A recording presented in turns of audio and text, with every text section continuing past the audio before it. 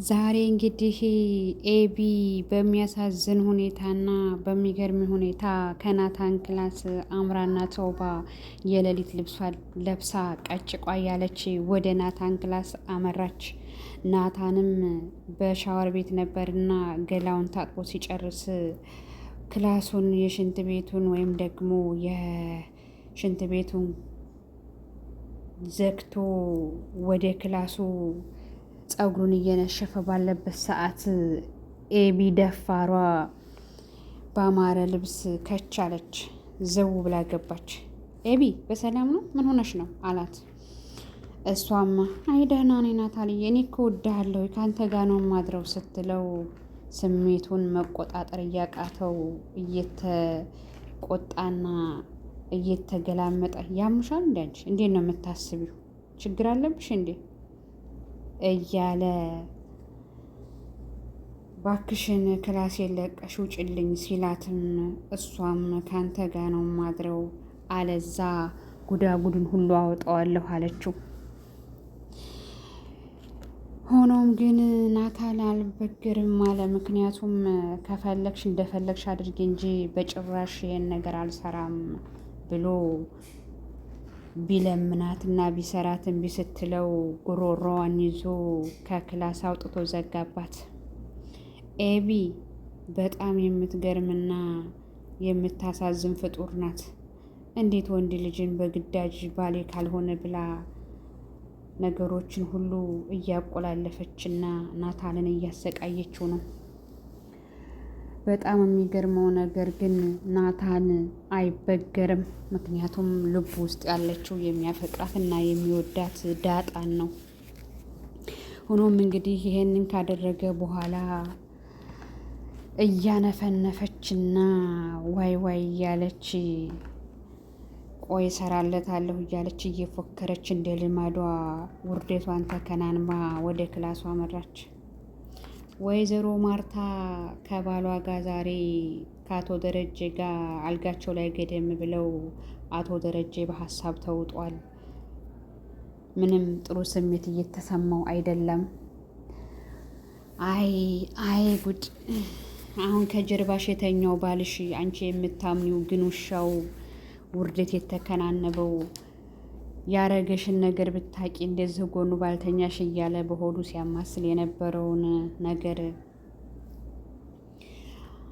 ወይዘሮ ማርታም በማህበራዊ በትላልቅ ሚዲያ አንድ ሴትዮ ባሏን ገደለች የሚል ጽሑፍ እያነበበች ነበር።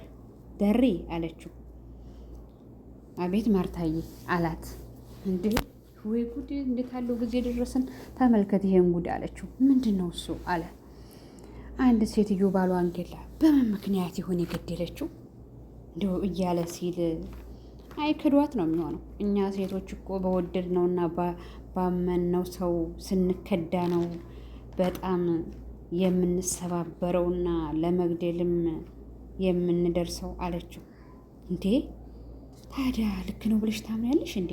እውነት ቢክዳት ገላው ነው መግደል ትክክል ነው ብለሽ ታምኛለሽ አላት። ደሬ እንግዲህ እንደ ጉዳዩ ይታያል። አንድ ሰው ሚስት እያለው ሚስቱን ቤት አስቀምጦ ያልሆነ ድርጊት ታረገ ይገባዋል አለች።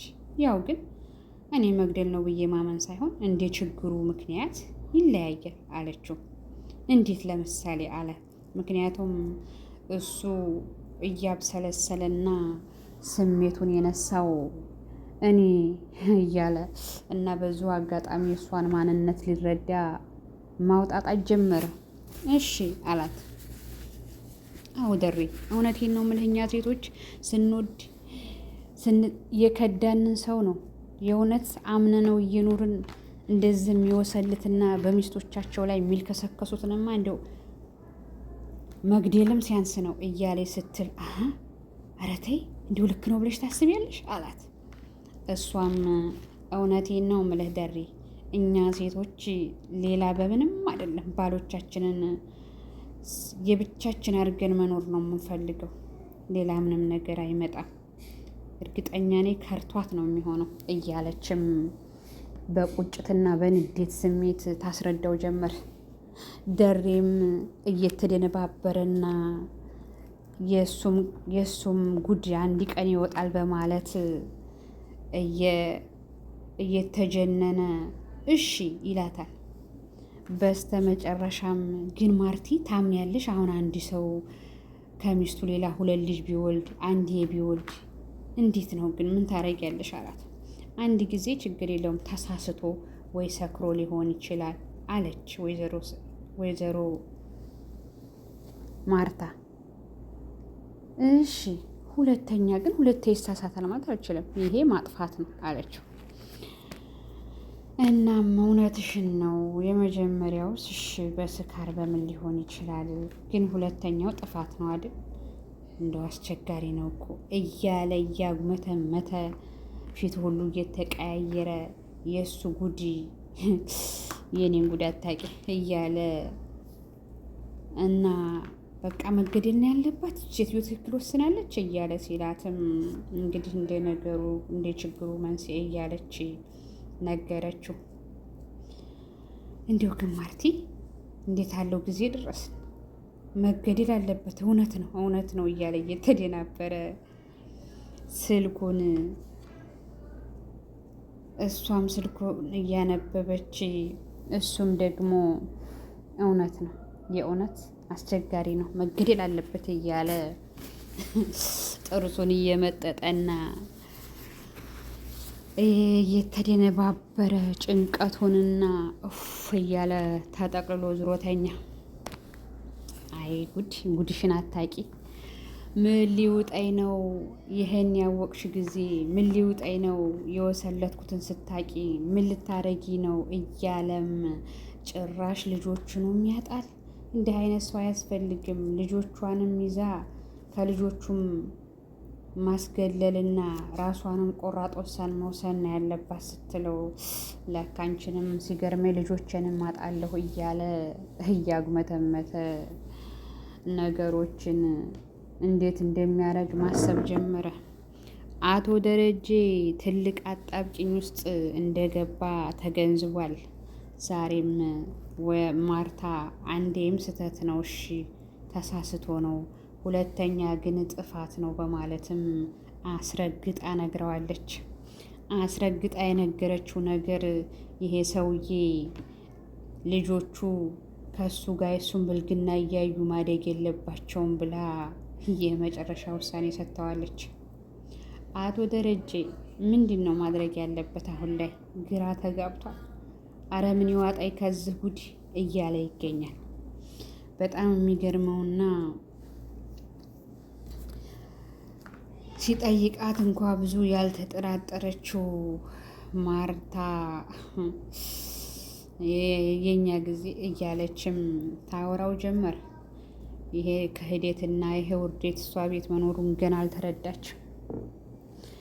እንግዲህ ዳጣና ናታን የሆደ ሆዳቸውን እያወሩ ነው።